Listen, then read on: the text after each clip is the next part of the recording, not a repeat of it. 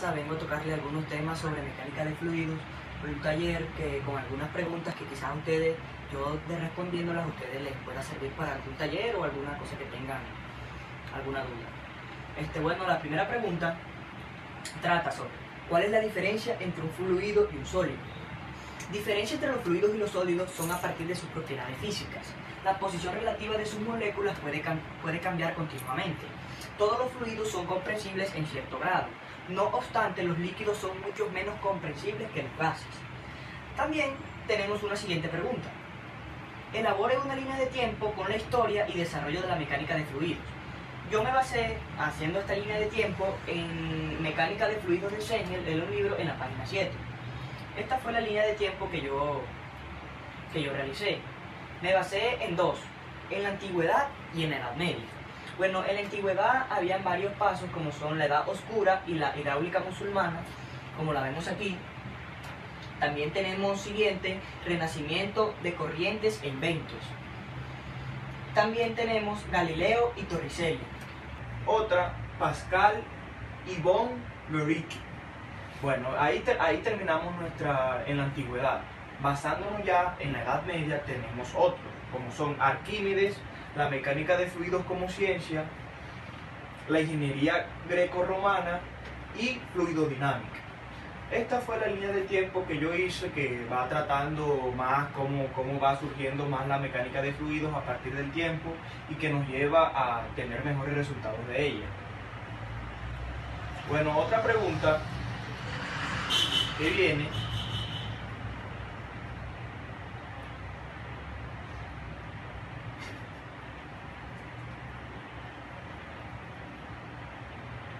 tenemos otra. ¿En cuáles leyes, principios o teorías se basa la mecánica de fluidos? Bueno, la mecánica de fluidos, como ya lo había dicho antes, es la rama de la mecánica de medios continuos, que a su vez es la rama de la física, que estudia el movimiento de los fluidos, gases y líquidos, así como las fuerzas que los provocan. La característica fundamental de la mecánica de fluidos es su incapacidad para resistir esfuerzos cortantes que lo provocan que carezcan de forma definida. Bueno, continuando con varias preguntas que me realicé, quizás a ustedes les sirva, tenemos otra. ¿Cuáles propiedades físicas son de uso común en mecánica de fluidos?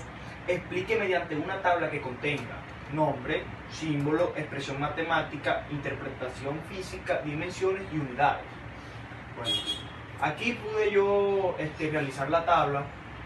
Primero, tenemos el prefijo, que es la iota, su símbolo que viene siendo la y, la escala corta centillón, escala larga cuadrillón y, como podemos ver aquí, su equivalencia decimal. Seguimos con otras que puede ver siendo la z, su símbolo que es la z, su escala corta que es el centillón, su escala larga 1000 trillones y su expresión decimal. También tenemos otra, la hexa, símbolo e, su escala corta el quintillón, su escala larga el trillón y su equivalencia decimal. Y así muchos más, como podemos ver ahí. Está la tera, su símbolo la t, escala corta el trillón, escala larga el billón y su equivalencia decimal. Aquí hay varios ejemplos. También tenemos el deci, su símbolo la d, su escala corta el décimo y su expresión decimal 0.1. Bueno, vamos a otra pregunta. Aquí tenemos más. ¿Por qué al aumentar la temperatura, la viscosidad dinámica disminuye en los líquidos y aumenta en los gases? Es una muy buena pregunta. En general, para los líquidos, la viscosidad aumenta con la temperatura, debido a que las moléculas comienzan a dispersarse, a separarse poco a poco. Al hacer esto, al hacer que se dispersan, pueden circular más libremente y se reduce la fricción entre ellas. Ya no va a haber choque. Es precisamente la viscosidad entre los fluidos. Por otra parte, para gases confinados, encerrados en tuberías o en recipientes, las moléculas, al intentar separarse más, y no poder por las paredes que las rodean, las moléculas comienzan a chocar entre ellas. Y las paredes también. Así que en este caso la viscosidad aumenta al aumentar la temperatura. O sea que cuando la viscosidad aumenta, tiene que ver mucho la temperatura, tienen que tener mucho en cuenta eso.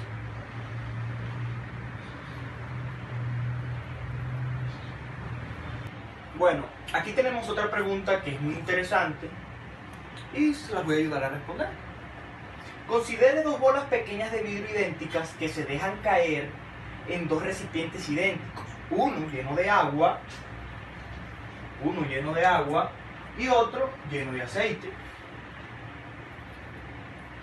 ¿Cuál de las dos bolas llegará primero al fondo del recipiente y por qué?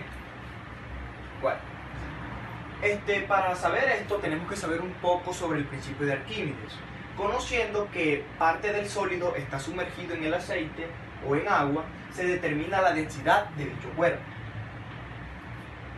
El principio de Arquímedes nos dice que si el bloque está en equilibrio, el peso del bloque debe ser igual al empuje proporcionado por ambos líquidos. El peso del bloque es igual al empuje del agua más empuje del aceite.